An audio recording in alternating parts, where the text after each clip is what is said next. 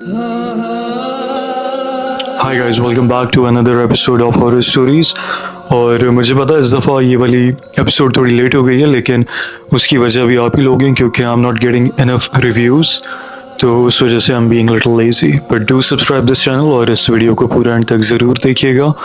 So if you guys want me to make videos more frequently तो channel को subscribe करें, videos को like करें और वीडियोस को पूरा देखा करें ताकि, और कमेंट्स यार, दैट इज़ मस्ट, वरना मेरा आपका इंट्रैक्शन नहीं होगा। You guys have to do that for me. और आज की जो कहानी है वो दोनों पाकिस्तान से हैं। एक मुझे राबिया ने भेजी है, लेकिन जो दूसरी कहानी है उन्होंने अपना नाम बताने से मना किया, तो इसलिए मैं वो नहीं बताऊंगा। वीडियो को एंड तक ज़रूर देखिएगा, कहानी पूरी सुनिएगा और मुझे कमेंट्स में ज़रूर बताइएगा कि आप लोग को कैसी लगी। तो आइए आज की कहानी सुनते हैं और चैनल को सब्सक्राइब ज़रूर करें, क्योंकि जब मैं अपने पेज की एनालिटिक्स चेक करता हूँ तो उसके अंदर जो लोग वीडियोस देख रहे हैं उनमें से मेजॉरिटी लोगों ने चैनल सब्सक्राइब नहीं किया हुआ, तो प्लीज़ डू दैट। आइए आज की कहानी सुनते हैं।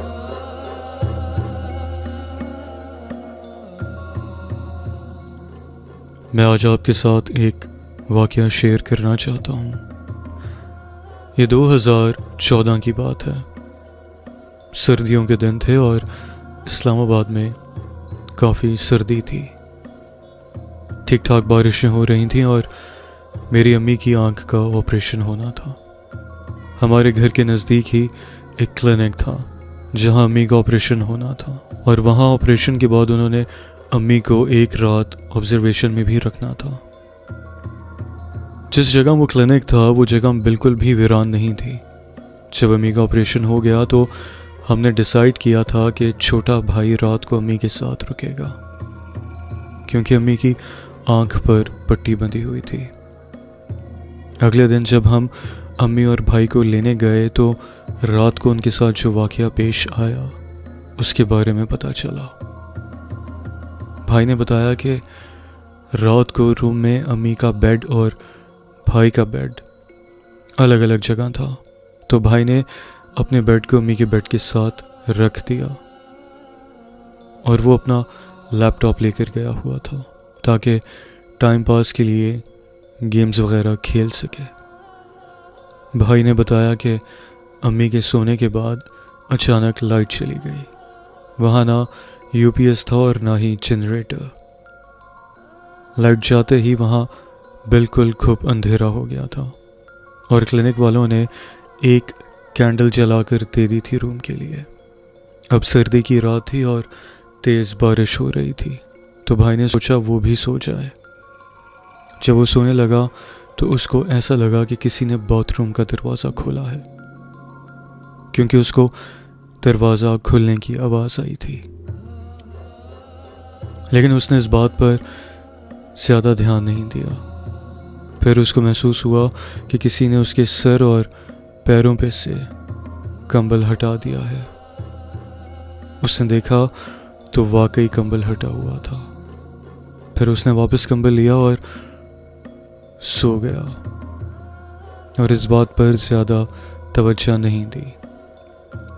कुछ देर बाद उसको अम्मी की आवाज़ आई कि मुझे वॉशरूम ले जाओ। जब वो उठा तो उसने देखा कि अम्मी तो गहरी नींद में सो रही हैं। फिर अम्मी ने कहा कि मुझे किसी औरत ने मेरे कान के पास आकर बोला कि मेरी जगह क्यों बदली है। अम्मी ने कहा जब ये आवाज़ आई तो मैं बहुत नींद में थी कि मैंने भी ध्यान नहीं दिया और सो गई। फिर सुबह जब क्लिनिक का स्टाफ आया तो उसको मेरे भाई ने कहा कि आपका ये क्लिनिक सही नहीं है, ये हॉन्टेड है और यहाँ ये सब चीज़ें होती रही हैं रात में। लेकिन उस आदमी ने ज़्यादा बात नहीं सुनी और बग़ैर कुछ कहे चला गया। भाई ने नीचे रिसेप्शन पर जाकर भी कंप्लेन की, मगर सब ने ये बात इग्नोर कर दी। लेकिन वहाँ एक गार्ड था जिसने भाई की ये बात सुन ली थी, तो उसने भाई को इशारा करके अपने पास बुलाया। जब भाई उसके पास गया तो गार्ड ने बताया कि जिस रूम में आप लोग रात रुके हैं वहाँ अक्सर लोगों के साथ ये सब होता रहा है। उस रूम में एक पेशेंट थी जिस पर कोई असर था और उसने उसी रूम के वॉशरूम में खुदकुशी कर ली थी। और तब से सबका मानना है कि वो लड़की जिस भी चीज़ के ज़ेरे असर थी, तब से उस चीज़ ने उस लड़की की खुदकुशी के बाद से उसी कमरे के अंदर बसेरा कर लिया है और वहाँ अक्सर ये वाक़यात पेश आते हैं। भाई ये सुनकर खौफज़दा हो गया और बग़ैर कुछ कहे चुपचाप घर आ गया अम्मी को लेकर। और उस दिन के बाद से हम लोगों में से कोई भी वहाँ पर दोबारा नहीं गया।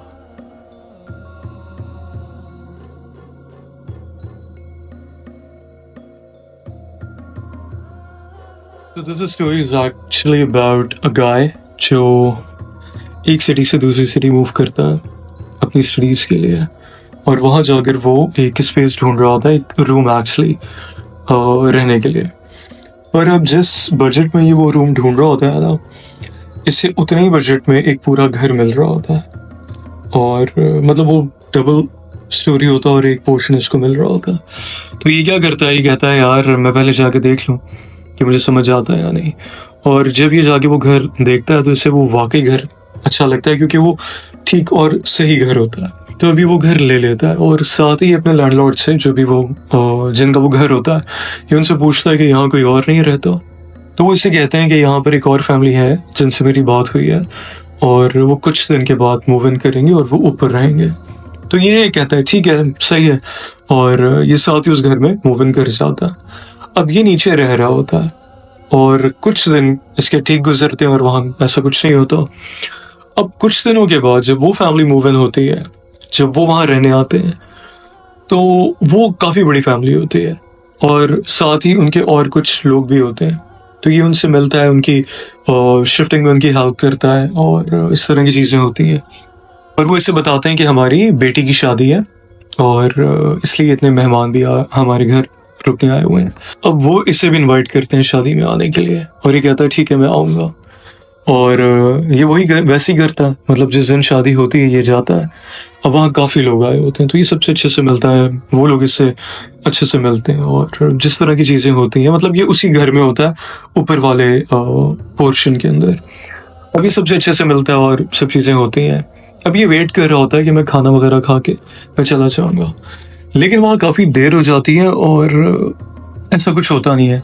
तो ये बगैर खाना वाना खाए ये अपने घर आ जाता है कि यार मुझे सुबह जाना भी है तो मैं बेहतर ये है कि अपने घर चला जाऊँ।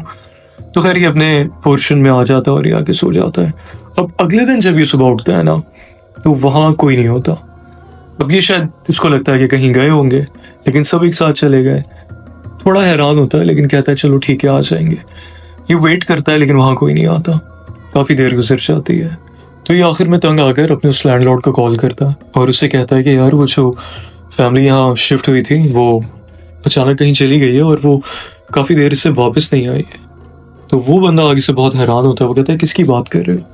कहता है जो फैमिली यहाँ मूव इन हुई थी, जो रहने आए थे लोग यहाँ पर जिनका आपने कहा था। वो कहता है नहीं वो फैमिली अभी तक शिफ्ट नहीं हुई है, मेरी उनसे बात चल रही है, वो तो अभी तक नहीं आए हैं, तुम किन की बात कर रहे हो?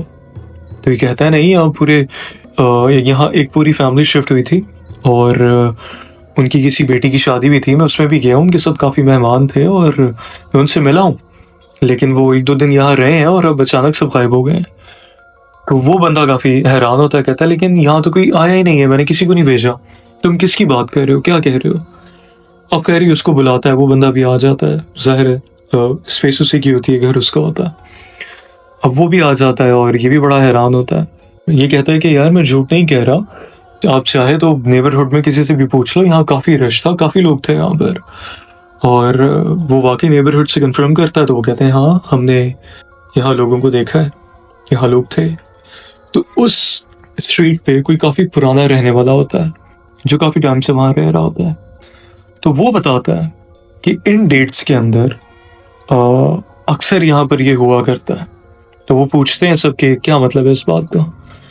तो बाद में बात पता ये चलती है कि वो जो घर था वहाँ एक फैमिली रहा करती थी, उनमें से उनकी किसी बेटी की किसी की शादी थी और वो पूरी फैमिली एक बस में कहीं ट्रैवल कर रही होती है और रास्ते में दे हैड एन एक्सीडेंट और वो सब मर जाते हैं।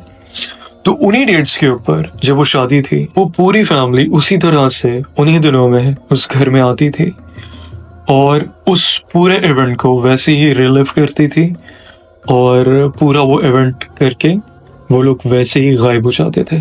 और ये काफ़ी अरसे से हो रहा था, लेकिन क्योंकि जाहिर है वहाँ पर आसपास जो लोग रहते थे उनको इतना अंदाज़ा नहीं था, ये जो थे ये काफ़ी पुराने रहते थे, तो इनको ये पूरी स्टोरी पता थी। और ये सुन के खैर सब लोग बहुत हैरान होते हैं और सब कहते हैं कि हाँ हमने भी आवाज़ें सुनी है यहाँ से, शोर की, गानों की, और यहाँ पूरा एक इवेंट हो रहा था। और जो कि वो इसी तरह से फैमिली हमेशा आया करती थी उन्हीं डेट्स में, और ये सब करके वो लोग ऐसे ही गायब हो जाया करते थे। So this was actually creepy, so just thought to share it with you. Thank you.